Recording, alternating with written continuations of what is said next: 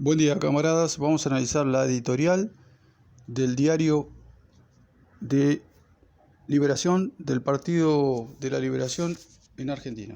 ¿Hacia dónde va la Argentina? Página 3. Primero, se debe analizar bien la situación concreta del país, sus clases sociales y bloques políticos. El segundo requisito es acertar en las propuestas para modificar aquella situación en sentido favorable a los que luchan y a la causa de la liberación nacional y social. El tercer paso es luchar a brazo partido junto al pueblo trabajador para hacer realidad ese programa de cambios anti-imperialistas y anti-monopolios.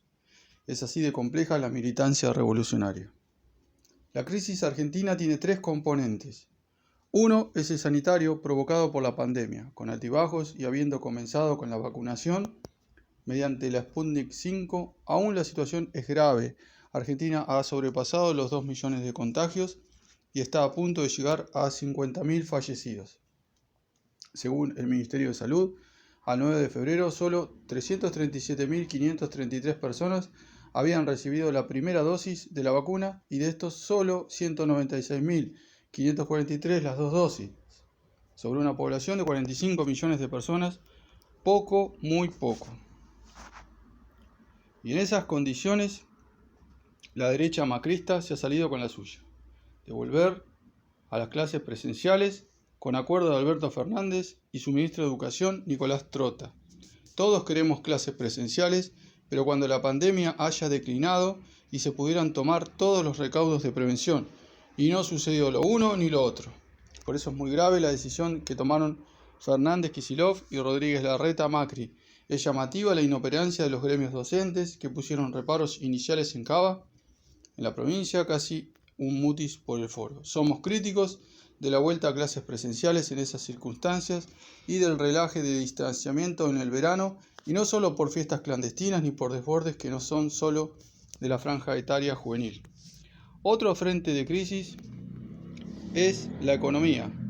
Para la visión no ingenua de los Fernández y los ministros Guzmán y Culfas, todo marcharía casi viento en popa. Si bien algunos renglones han mejorado respecto al peor trimestre del 2020, todavía estamos muy abajo, excluyendo la industria, la pérdida de empleos en el resto de las actividades. En noviembre de 2020 registraba una pérdida anual de 224.000 empleos. Contando la industria y sobre todo el empleo informal, la pérdida es millonaria en puestos de trabajo. Con aquella visión pseudo optimista y abonando el terreno para la claudicación con el Fondo Monetario Internacional, el presupuesto nacional 2021 cortó el IFE, que pagaba 10.000 pesos a 9 millones de personas. Solo se abonaron 3 cuotas y lo dieron de baja. Para poner solo un ejemplo, la línea aérea LATAM echó a 1.500 empleados, los despidió a pesar del decreto de prohibición de despidos y los quiere forzar a retiros voluntarios, y así muchas otras empresas. El PBI argentino ha caído más del 10% en 2020 y el gobierno pronosticó una suba en 2021 del 5%, o sea que de cumplirse ese optimista objetivo quedaríamos a la mitad de lo retrocedido ese año. La inflación ese año fue del 36,1%, salvo honrosas excepciones, la mayoría de los trabajadores no tuvo ese aumento. Ahora, en reunión del presidente y ministros con varios sindicalistas, entre ellos varios traidorazos de la CGT, dijeron que se alinearían salarios y precios para que los primeros ganen en todo el año 2 o 3 puntos. Eso sería magia al dejar librados los acontecimientos a la voluntad de los monopolios y formadores de precios.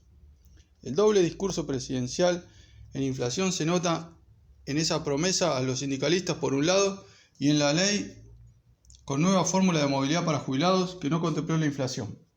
El factor negativo del Fondo Monetario Internacional aumentará cuando se conozca el acuerdo por el préstamo desembolsado a Macri que legalizó el actual gobierno. Para postergar vencimientos en la devolución de lo prestado, que terminó fugándose, Cristalina Georgieva exigirá ajustes del gasto público, y eso afectará a salarios en el Estado, partidas de salud y educación, obras públicas, etc. Encima, cuando con el fondo termine el tira y afloje, más de esto último, afloje, comenzará otra negociación con el Club de París, con el que hay una deuda millonaria. Más allá de las postergaciones del pago de capital para 2024 en adelante, los pagos de intereses a bonistas privados encabezados por BlackRock comenzarán en julio del 2021. Y por esa canaleta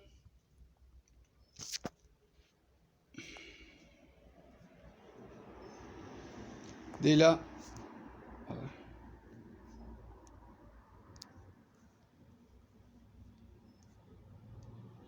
Bueno, se me complicó acá.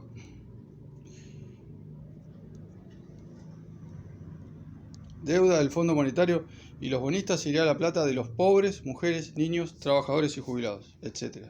No debe seguir así las cosas en este podrido sistema capitalista dependiente y el imperialismo, fortalecido por las claudicaciones del Frente de Todos, que no es el macrismo, pero se le parece en varios aspectos. El tercer nudo es el Frente Político. La oposición derechista de Juntos por el Cambio está operando para voltear al gobierno en 2023. Por eso estuvo en contra de las vacunas, sobre todo la rusa. Hizo caravanas exigiendo libertad, como si el aislamiento fuera la dictadura del proletariado. Usó a full a la Corte Suprema y los medios hegemónicos para mantener sus privilegios y mantener el poder judicial del lawfare y presos políticos. Apoyó a la policía bonaerense en su revuelta de noviembre y la actual. Avaló el lockout patronal maicero de 3 días y apuesta a más devaluaciones. Después de la cosecha verán si su candidato es Larreta o Macri o la fascista Bullrich. Pero ahora están todos en la siembra, en común del odio. El gobierno de los Fernández se ha ubicado en la centro-derecha. En julio-agosto del 2020 se produjo ese giro a la derecha con 2 manifestaciones concretas: la renuncia a la expropiación de Vicentín y el claudicante acuerdo con BlackRock. A partir de ahí, casi todas fueron malas, con excepciones como el aporte voluntario de las grandes fortunas, que no fue voluntario, y la ley de interrupción voluntaria del embarazo. No existe intención gubernamental para salir de la crisis haciéndosela pagar a sus responsables y beneficiarios, los latifundistas, exportadoras, monopolios, industriales, banqueros, supermercadistas, firmas energéticas. Al contrario, lo que buscan Alberto y Cristina, y obvio el hombre de la embajada, Sergio Massa, es un acuerdo político con aquellos en un consejo económico y social. Denunciamos al macrismo y cuestionamos al gobierno peronista.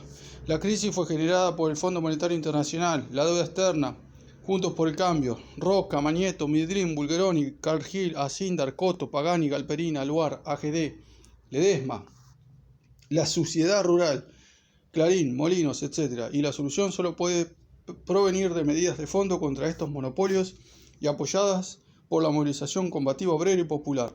No hay otra.